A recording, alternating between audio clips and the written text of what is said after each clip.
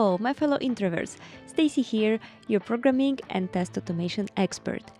Today we're going to talk about logs. And in particular, I will try to explain you why you should use logs, not prints, and how to configure logging in your project. This is going to be the first episode of this mini-series, so stay tuned. Next week we will do some more advanced configuration, but today we will just do a basic one. But to not miss it, don't forget to like the video and subscribe to our channel. So now let's get on with it.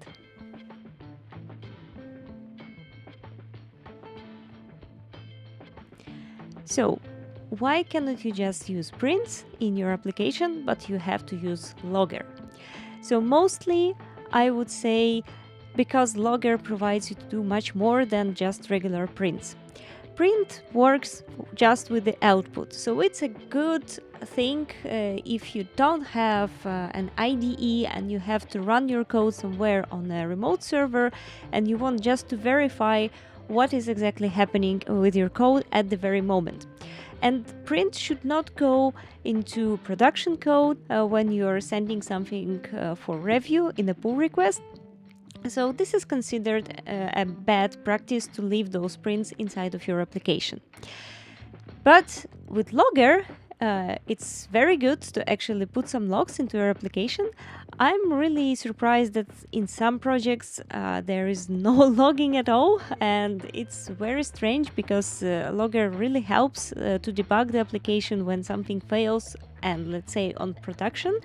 So actually, we will just go through a couple of interesting features of Logger right now. And you will see that it's actually very powerful. And we don't need any libraries, we just use the built-in module Logger to actually access all of those interesting powers of the Logger. But to be brief, print just can print into the stdout, so you cannot redirect it somewhere. Print cannot be formatted the way that the Logger can, so you of course can format the string, but you will have to write your own handlers for this, so it's not that easy, I would say. And well, there is just less configurations that you can use for print in compared with the Logger. So now let's go step by step and try to see what Logger provides us.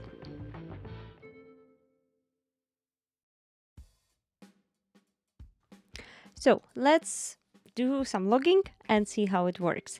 So to start logging anything, you have to import logging, which is very logical, as usual in Python. So now you're ready. You can do some logging. So let's go ahead and add some logs to this file. So we will do logging dot, and we see a lot of options here. So let's start with the debug. I will explain it in a moment. Debug message, let's copy it. This is going to be info. Okay, info message. Then we will have warning message. Then we will have error.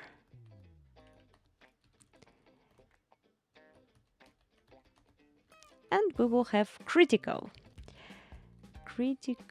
and we will have critical message. Okay, so what does it mean? If we run it, let's see what will happen. So we have some logs. Actually, they're all written in red for some reason, but as you can see, they work kind of like prints, but for some reason we don't see all of them. So we have only warning, error, and critical. So these are called log levels. So you can configure, this is the first thing you can configure via logging. You can configure the level of logging that you want to show at the moment in your application.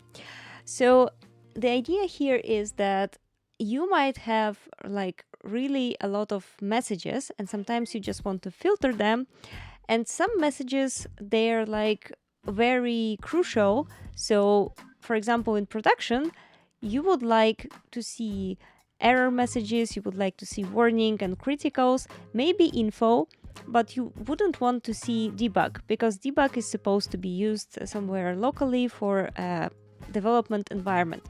So in this case, as you can see, the first benefit of Logger is that you can actually distinguish between those levels, and in print you wouldn't be able to achieve that. Well, you could achieve it, but you would have to write it yourself. But here you have it right from the box. So how to deal with this? You have to actually set the logging level. So to do that, you have to reach out to logging basic config.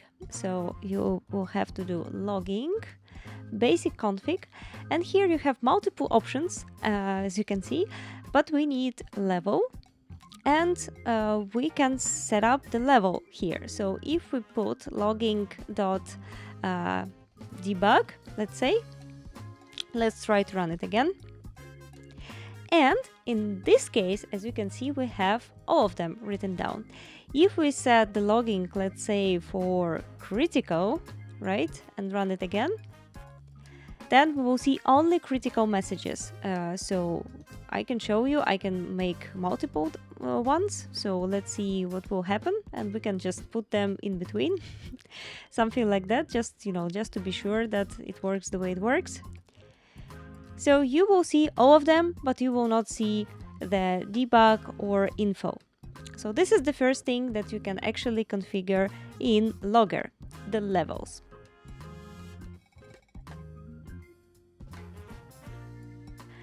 So now let's talk about formatting.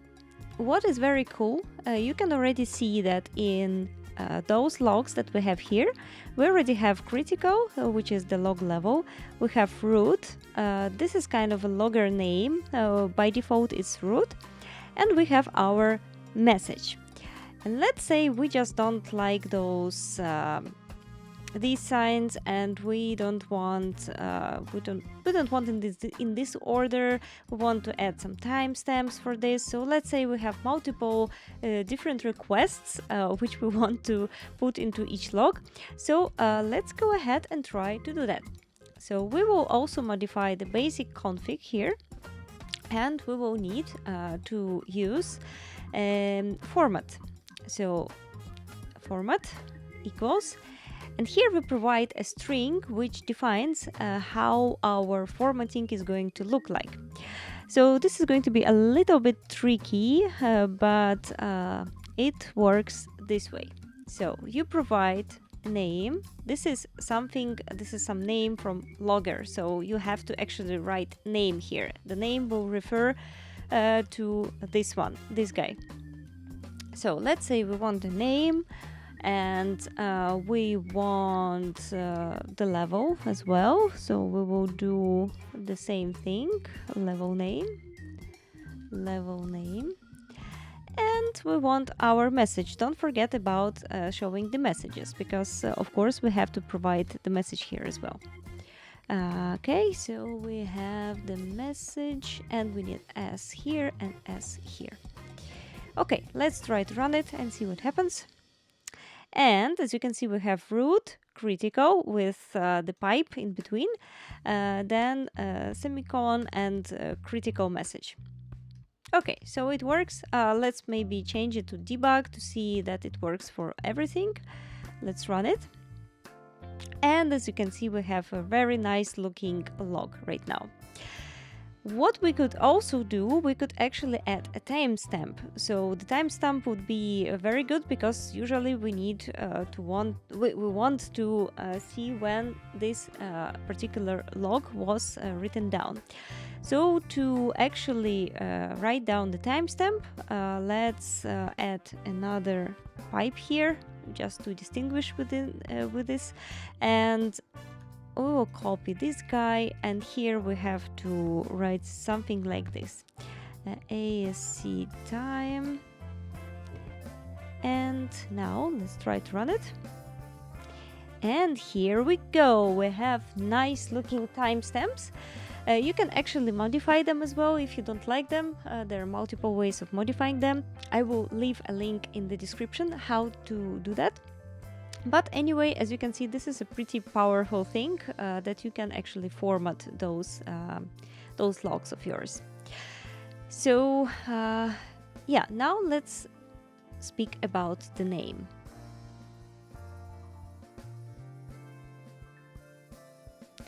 So we already have formatting, we have the layers of logging, but our applications are usually modular and they have different layers. Let's say the application layers, right? This is not the logs layers. So what would be pretty cool is actually to be able to see in the logs where this log is coming from. So this is something to do with this name property of the log. So here we have root, but it would be much cooler to be able to see that, okay, this log is coming from the place where we're interacting with the database. This one is coming from, let's say, user's endpoint. This one is coming from tests, let's say. So different variations of names here. It would be very cool to have it.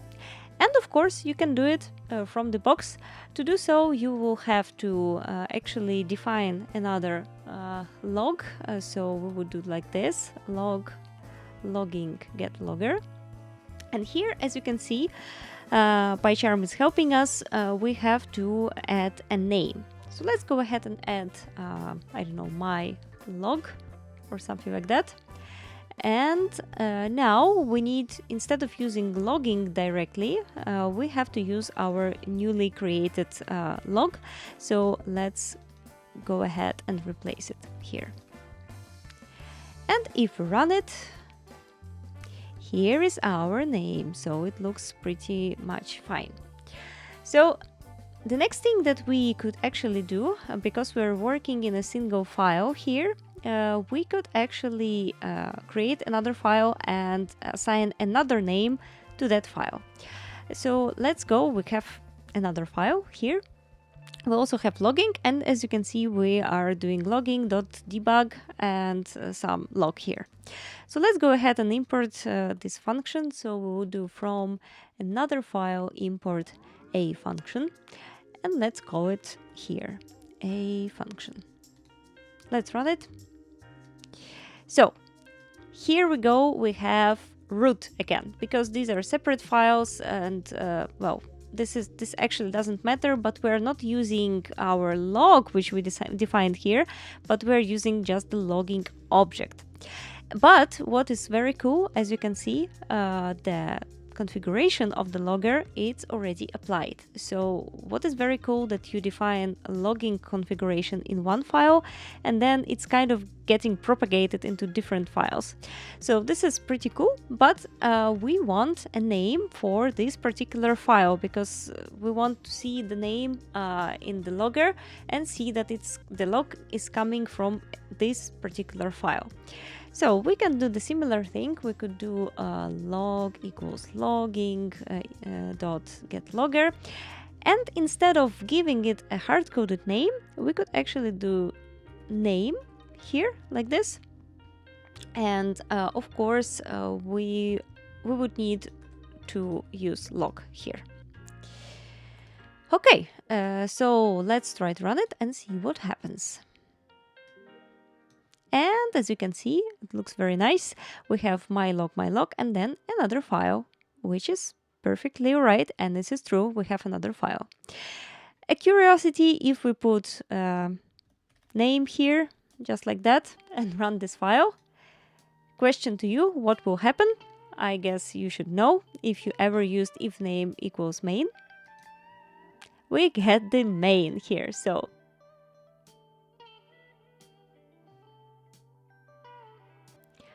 the last thing you have to know about the basic logs configuration is that you can actually write logs to files. This is pretty cool because with print you would have spent quite a long time to be able to actually write to one single log file from multiple Python files. So in Logger this is trivial to do that. So to just write to a file from all of the Python files that you have in your project where you use logging, you would have to write file name in your configuration. Let's call it today new.log, and that's it. So let's run it. And as you might have seen, we have a new file here which appeared, and if we open it, we can see our logs, just as we have seen in the stdout.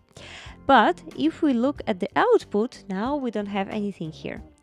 This is also manageable, so I will show you how to do this. So basically, to write into file, but also to write into stdout, you have to not use the file name, but we will use something called handlers. So to do so, we will put handlers here, and we put a list of different handlers here. So let's put first of all the file. So we will do logging.file handler. Let's call it new.log, and we will put a stream handler here, just like that. And this will do the thing, and we will see some logs in the stdout. So let's run it. We see the logs here. Everything works as before. And here we have our new log. And if we go here, we will be able to see the same logs as in the console output.